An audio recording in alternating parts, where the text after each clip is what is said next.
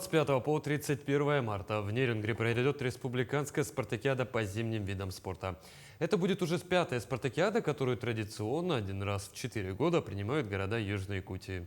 Для финала были выбраны 10 спортивных дисциплин.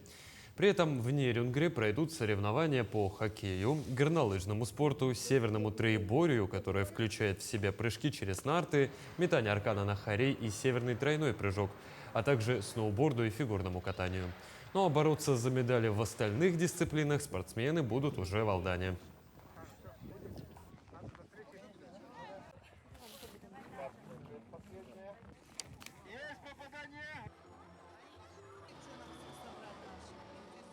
Подготовка идет.